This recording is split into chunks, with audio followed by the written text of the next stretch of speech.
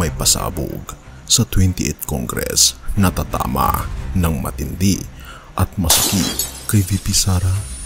Bakit nga ba si VP Sara ang tatamaan sa 28th Congress? This is not accountability because impeachment, dalawa lang yung penalties dyan. Removal from office at perpetual disqualification from government service. Walang penalties dyan dahil walang kaso dyan. Kung gusto talaga nila ng accountability ay mag-file ng mga kaso dyan sa mga korte. We have the evidence to secure a conviction.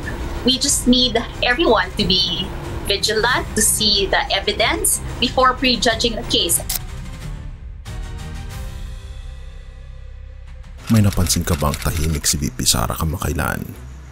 Parang tila may paparating. Hindi lang ito basta usok, may apoy, may pasabog daw, at hindi ito chismis. Nasa Senado na. Pero teka, bago mo sabihin, dati nang may impeachment.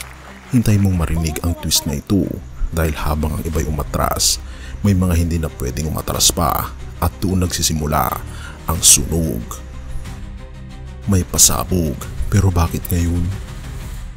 Sa dami ng issue sa gobyerno, bakit tila si VP Sara ang nakatapat? Simple lang, ayon kay Representative Zamora, 80% ng mga pumirma sa Articles of Impeachment ay babalik sa 28th Congress. Ang ibig sabihin, yung momentum na sinimula noong 19th Congress, hindi natapos sa eleksyon, tuloy ang laban. Pero teka, paano kung bawiin ng iba ang pirma nila? Pwede raw, posible, ngunit nasa Senado na ito, ayon kay Zamora. Ayon kay Zamora, even if that happens, we already transmitted the articles to the Senate Impeachment Court, so it doesn't matter. Ibig sabihin, kahit mag-pull out pa ang ilan, huli na ang lahat. Wala nang atrasan, ang bola ay nasa Senado na. At kapag Senado na ang may hawak, ibang usapan na yan. Pero hindi lang yan ang twist. Ito ang twist na nagpapasabog. Habang ang publiko'y abala sa ibang issue, dahan-dahang gumagalaw ang impeachment train sa ilalim ng radar. Tahimik pero tuloy-tuloy. May mga tanong. Una, napilitan pa talaga ang ilan na pumirma noon? Pangalawa, gagamitin ba ito para questionin ang proseso? At pangatlo, makakaroon ba ng mga sorpresang testimonya na biglang lilitaw sa Senado? Ang sagot, hindi natin alam, pero may clue na tayo.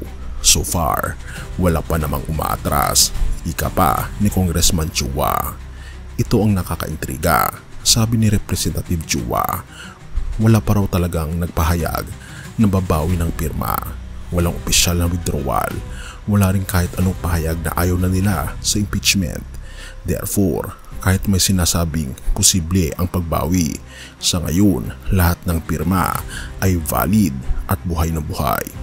Bakit ito importante sa 28th Congress? Dahil kapag nagsimula na ang Senate trial, lahat ng matang Pilipino ay mapapako sa coverage na ito. Hindi lang ito usapin ng politika, ito'y tanong ng prinsipyo, kapangyarihan at posibleng hinahanap ng susunod na administrasyon. At ang masakit, kung mapapatunayang may basehan ang impeachment, hindi lang reputasyon ang masasaktan, posibleng karera sa politika ang magtatapos. Pero bakit parang tahimik pa rin? Dahil ito ang estratehiya. Tahimik, diskreto, lihim na pag-ipon ng ebidensya. Walang leaks, walang drama, pero may direksyon. Dahil hindi mo kailangang sumigaw kung sigurado ka sa lakad mo. At ang Senado, tahimik rin, pero handa na. Kaya mo pa ba? Nakonsume mo na ang ilang minuto sa panonood, kaibigan. Pero nararamdaman mong gusto mo pang malaman ang susunod. Anong mangyayari sa opening ng 28th Congress? Sino ang unang tatayo sa Senado? Anong tanong ang unang ipupukol kay VP Sara? Katapusan? Hindi. Ito ay simula pa lang, kaibigan. Ang tanong ngayon, handa ka bang masaksihan ang posibleng pinakamainit na impeachment trial sa kasaysayan ng bansa?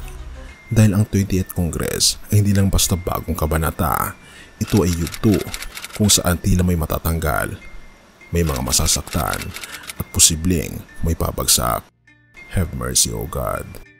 At purihin ang ating Panginoon Diyos. Sa gitna ng maiinit na balita tungkol sa impeachment, pasabog sa Senado at posibleng pagbagsak ng isang mataas na opisyal ng bayan, parang wala ng lugar ang pag-asa o kapayapaan. Pero teka, sa mga ganitong sandali, saan ba talaga dapat tumingin ang puso ng isang Kristiyano? Ang sagot, hindi sa politika, hindi sa Senado, kundi sa ating Panginoon Jesus. John 8 verses 10 to 11. Jesus straightened up and asked her, "Woman, where are they? Has no one condemned you?" "No one, sir," she said. "Then neither do I condemn you." Jesus declared, "Go now and live your life of sin." May babaeng nahuli sa akto ng kasalanan. Dinala siya sa harap ng taong gusto siyang batuhin hanggang mamatay. Tulad ng mga nangyayari ngayon sa politika, puno ng akusasyon, puno ng pagkondena. Pero ang ating Panginoon Jesus, hindi sumama sa sigawan, hindi siya nakikikuyog, bagkus siya yumuko, tumahimik at tumingin sa babae. At sa isang linya lang, binago niya ang kanyang buhay. "Neither do I condemn you." Para kay VP Sara, kaibigan, at para sa lahat ng inaakusahan, kung sakaling totoo ang mga paratang, kung sakaling may mga pagkukulang man, Jesus is not blind, but He is never without mercy. Oo, may hustisya, pero mas malalim ang awa ng ating Panginoon Kristo dahil hindi siya naparito para humatol, kundi para iligtas ang mga makasalanan. John 3 verse 17. Kung si VP Sara ay dumaraan ngayon sa paglilitis ng tao, dalangin natin na siya'y lumapit sa ating Panginoon Diyos, hindi nagtatapon ng bato, kundi nag-aalay ng biyaya. Kaibigan, ang tunay na tagumpay ay hindi ang makaligtas sa Senado, kundi ang maranasan ang walang hanggang pag-ibig ng ating Panginoon Jesus. Dahil sa dulo ng lahat ng issue, walang Senado sa langit, walang mga boto, walang impeachment.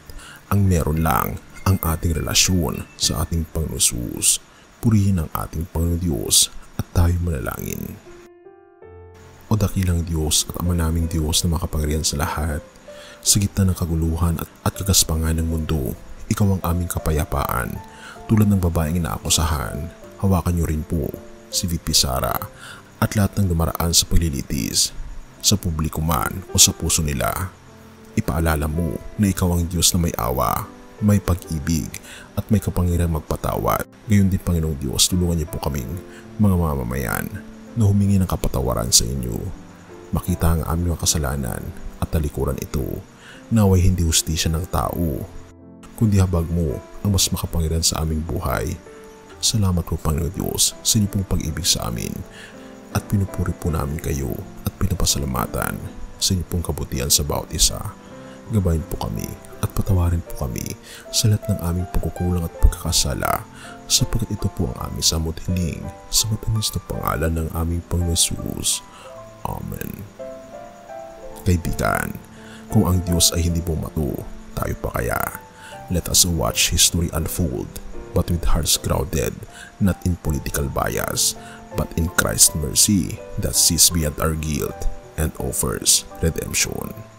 Purihin ang ating Panginoon Diyos. Bago natin ipagpatuloy, kaibigan, siya nga pala ang Great Controversy, na isa sa mga pinaka-kontrobersyal na libro dahil tumutukoy ito sa mga propesiya sa libro ng Daniel at Revelation na nagaganap na sa panahon natin ngayon. Bago ang pagdating ng ating Panginoong Diyos ay pinamimigay na namin ng libre sa pamamagitan ng PDF. At ito ay nasa limited lamang na panahon, kaya i-click mo sa description sa baba upang ma-avail mo, kaibigan, ang napaka-importanteng libro nito na magbubukas sa iyo sa mas maliwanag mong hinaharap. Purihin ang ating Panginoong Diyos at tayo magpatuloy.